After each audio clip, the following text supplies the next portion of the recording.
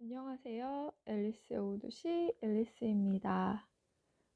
지금부터 우리가 읽을 책은 짠! 배움의 조건이라는 책입니다.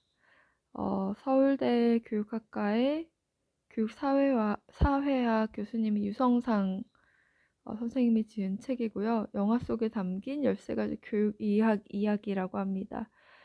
출판사는 지식의 날개고요. 정말 13가지의 영화를 보면서 거기에서 이제 찾아낸 교육적 메시지들에 대한 책이에요. 첫 번째는 이제 용의 전사가 되다인데, 오늘은 이 이야기를 한번 같이 나누어 보려고 합니다.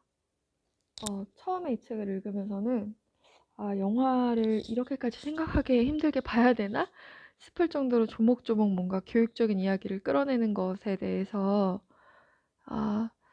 역시 교육학 교수님은 너무 학문적이야 라고 생각했는데, 학구적이야 라고 생각했는데, 읽다 보니 또 구석구석에 드러나는 그 통찰력이 혼자 보기에는 아까워서 오늘부터 시리즈로 함께 읽어보려고 합니다. 그럼 일단 쿵푸 팬더의 첫 번째 이야기 부분 읽어보면서 시작해 보겠습니다. 여기서부터 볼게요. 교육은 보이지 않는 인간의 능력을 끌어내는 과정이다. 어떤 사람이든 자신이 할 수 있는 일에 대한 생각이 다르고 이를 성취할 수 있는 자기 능력에 대한 인식이 다를 수밖에 없다. 하고 싶어하는 것과 하고 싶은 것을 할 수 있는 능력이 늘 일치한다고 할 수는 없다. 교육은 개개인의 능력이 어떻게 자신의 실제를 삶으로 연계되고 또 소망하는 바를 이룰 수 있도록 할 것인지를 인도해내는 과정이 된다. 교육을 이런 식으로 개념화하면 쿵푸 팬더라는 영화는 곧 모든 장면 하나하나가 교육이 무엇이고 교육적 과정이란 무엇인지를 보여주는 교육 영화라는 점을 읽어낼 수 있다. 오락적 즐거움으로 팬더4가 용의 전사로 거듭나는 과정을 교육이라는 키워드로 읽어낼 수 있는 기회를 놓쳐서는 안 될 것이다. 그런데 영화를 보신 분은 알겠지만 쿵푸 팬더가 포가 그렇게 용의 전사 같은 잠재력을 보이지는 않잖아요. 막 실수하고 무술도 잘 못하고 먹을 것만 막 밝히고. 그런데 그 대스승 우구웨이인가 그 바다 거북이 용의 전사로 그냥 지목을 해버리니까 그 대스승의 제자인 포의 스승인 시프사부가 어쩔 수 없이 받아들이는데 아무래도 탐탁치 않은 거예요. 다른 전사들에 비해서 너무 실력도 떨어지고, 그리고 다른 제자들을 가르치는 방법으로 가르쳤는데 얘는 자꾸만 실패하는 거예요. 그러다 어느 날 포의 어떤 특별함을 발견을 하게 되고 시프사부가 이렇게 말을 합니다. 쿵푸를 배우기를 원하느냐? 그렇다면 이제부터 내가 너의 스승이다. 그런데 지금까지 내가 저지른 실수가 컸다. 내가 5인방을 훈련시켰던 방법으로 너를 훈련시킬 수는 없어. 이제야 너를 어떻게 대해야 할지 알겠구나. 그러니까 이 제자의 능력을 끌어내는 거는 결국 사부의 책임이라고 사부가 깨닫게 됩니다. 그래서 따라서 스승에게 가장 중요한 것은 제자를 믿는 것이고, 제자를 믿는다는 것은 그 제자가 가진 능력이 충분히 발휘될 수 있다는 점을 믿는 것이라고 해야 할 것이다. 이 점에서 우리는 우구웨이 대사부가 시프사부에게 마지막으로 던진 용의 전사를 믿어야만 해 라고 한 말을 이해하게 된다. 그렇다고 믿는 것 그 하나만으로 족하지 않다. 시프사부는 포를 대하는 데 있어 훈련 방법을 개별화했다. 훈련을 개인에게 최적화하여 제공한다고 할 때 그 시작과 과정은 포의 흥미와 능력에 따른 자기주도성이 우선시 되었을 것이다. 그리고 이러한 방법에 따라 스승은 제자에게 적절한 지도와 모범을 보여야 한다. 결국 포는 이제 훈련을 받고 용의 전사만이 열어볼 수 있는 그 문서를 드디어 열어봅니다. 거기에 이제 용의 전사가 되는 비결이 적혀 있다라고 대대로 내려와서 드디어 포가 그걸 열어봤는데, 여기 띠용 이 그림에서 보시는 것처럼 아무것도 안 적혀 있는 거예요. 모두의 기대를 깨뜨리고 포에게는 아무런 변화도 일어나지 않았다. 무엇보다 그 용의 문서는 말 그대로 백지였다. 그렇게 포와 시프 그리고 오인방은 용의 전사다운 용의 전사를 마음속에서 지운다. 모든 것이 허무맹랑한 신화였고 그 신화란 아무것도 아니었다는 절망을 느낀다. 더욱이 현실 속에서 타이렁을 대면해야 하는 두려움은 사라지지 않은 채 말이다. 이렇게 아무것도 안 쓰여있는 용의 전사의 문서에 대해서 다들 실망하고 있을 때 우연치 않게도 그 포의 아버지 오리 핑이 그것의 의미를 말하게 됩니다. 계속 읽어보면 그런데 용의 문서가 지닌 비밀은 의외의 상황에서 드러난다. 타이렁을 피해 이주하는 와중에 팬더포의 아버지인 오리핑이 국수의 비법을 설명한다. 핑이 운영하는 국수집은 국물 맛이 좋기로 유명하다. 핑은 이 국수 가게의 역사가 오래된 만큼 국수집의 국물 맛에 전통적으로 내려오는 비법이 담겨 있음을 공공연하게 얘기하곤 했다. 그러나 누구에게도 이러한 비법에 대해 이야기한 적은 없었다. 피난을 떠나는 와중에 이제 국수집을 물려받아야 하는 아들 포에게 그는 그 비법을 귀띔한다. 그런데 그 비법이란 놀랍게도 비법이 따로 없다는 것이었다. 핑의 아들 포에게 무언가 특별하게 만들려고 한다면 단지 그것이 특별하다고 믿으면 된다고 말한다. 국수 국물을 특별하게 만드는 특별 재료라든가 가문 대대로 내려오는 특별 소스가 있다기보다는 만드는 사람이나 그것을 먹는 사람이 특별하게 생각하고 맛있게 먹으면 되는 것이었다. 그것이 평범한 보통 육수로 우려낸 국수를 아주 특별하고 맛있는 국수로 만드는 비법이었다. 아버지는 뜻하지 않은 국수 국물의 비법을 들으면서 아버지의 뜻하지 않은 국수 국물의 비법을 들으면서 포는 아무것도 쓰여있지 않은 용의 문서가 전하는 비밀을 터득한다. 뭘까요? 용의 문서에는 용의 전사가 스스로 용의 전사라는 믿음을 갖도록 하는 훌륭한 비법이 담겨 있었던 것이다. 즉, 빈 문서는 비법이 따로 없다는 자기 능력 바깥의 절대적인 힘의 도움 없이 스스로 문제를 해결해 나갈 수 있다는 믿음을 전해주는 의미였다. 어쩌면 그 랑시에르의 무지한 스승을 읽으신 분들은 그 책이 떠오를 수도 있을 것 같아요. 그러니까 스승 없이는 할 수 없다라는 그 무지의 고리를 끊고 자기 무시의 고리를 끊고 어, 자신의 지능을 믿는 것, 지능이 평범하다는 사실을 믿는 것, 어쩌면 그런 얘기일 수도 있겠네요.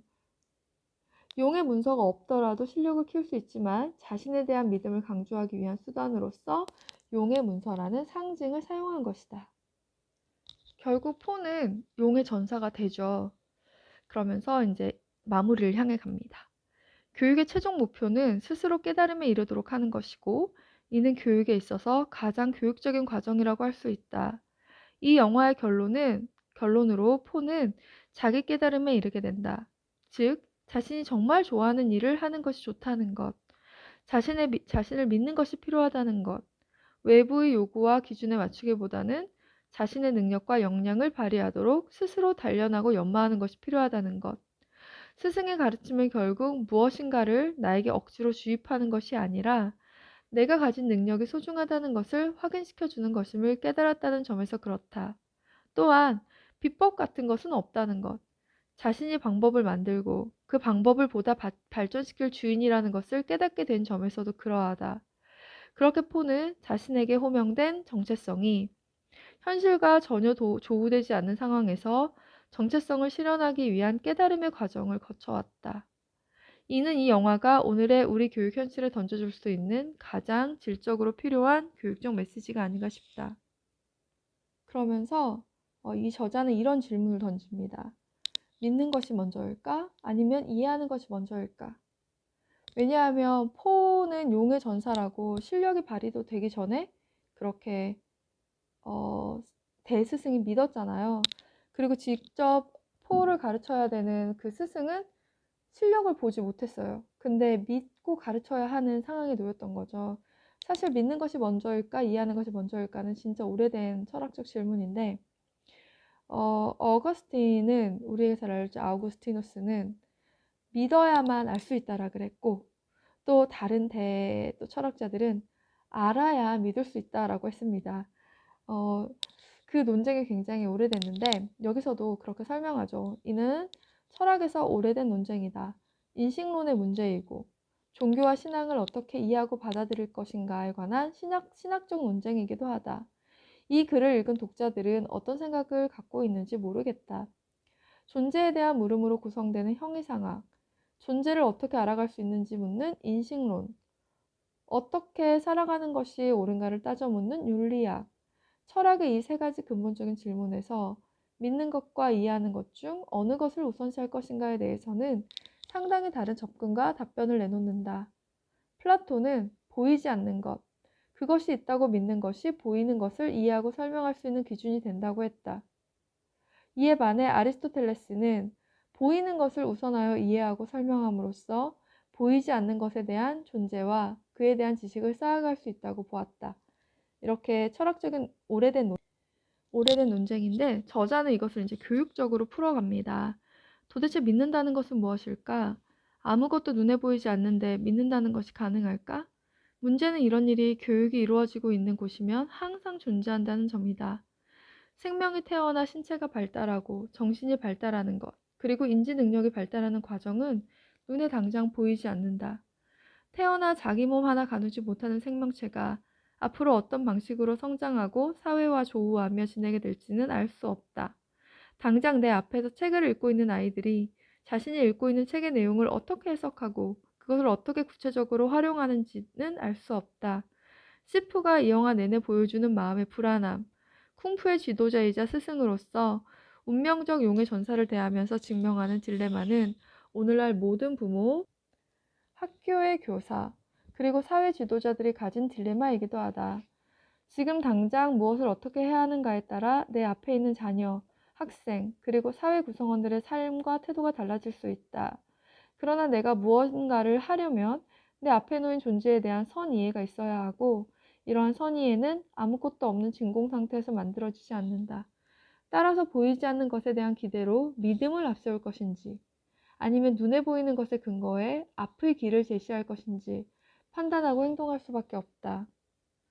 그러면서 자기 신도 믿을 수 없지만 용의 전사라고 예언되었다라는 그 예언을 믿고 포가 훈련하는 것, 그리고 가능성이 없어 보이지만 그것을 포기하지 않고 가르치는 시프 사부, 그 둘의 캐릭터에서 이런 것들을 끌어냅니다. 알기만 하고 행동하지 않는다면 어떻게 될 것인가? 철학을 이루는 세 가지 질문, 즉 존재에 대한 물음, 존재를 어떻게 인식할 것인가에 대한 물음, 그리고 무엇을 어떻게 실천할 것인가에 대한 물음을 답하는 것은 교육의 과정이다 목적이다. 만약 포가 자신에게 주어진 운명을 알고 또 어떻게 성취하는지 알았지만 정작 움직이지 않고 적과 대면하지 않았다면 이 이야기는 성립하지 않는다. 자신에게 주어진 운명과도 같은 임무가 중요하다는 점은 알지만 정작 자신이 그것을 해낼 수 있다고 믿지 않아 적극 임하지 않았다면 그 또한 아무 일도 일어나지 않았을 것이다. 자신도 모르는 능력을 지녔다는 점을 스승이 알아보고 가르치려 하지만 자신을 둘러싼 숙명과도 같은 환경 때문에 그 능력을 발현하는 것에 두려움이 앞섰다면 시프 사보와 포의 가벼운 농담을 보여준 이 영화의 마지막 장면은 존재할 수 없었을 것이다. 결국 자신이 좋아서 일을 시작한 사람, 그리고 그 일을 하는 과정에서 겪는 갈등과 긴장, 도전에서 즐기는 사람을 이길 수는 없는 법이다. 포와 시프 사부에게 볼 수 있듯이 말이다. 뭔가 영화를 너무 교훈적으로 보는 것에 대해서 좀 알러지가 있을 수도 있지만 교육학을 공부하는 사람으로서 영화를 이렇게 보는 것도 어쩌면 자신의 역할에 굉장히 역시 프로페셔널이구나라는 생각이 들기도 합니다. 포가 도전하지 않았다면 시프사부가 알아야 믿지 그게 아니라 믿고 먼저 믿음으로써 포를 알아간 것, 뭐 이런 것들이 이 영화에서 꺼낼 수 있는 교훈이라고 할 수 있겠네요. 그럼 다음 두 번째 시간은 빌리 엘리어트로 만나겠습니다. 앨리스의 오두시 앨리스였습니다.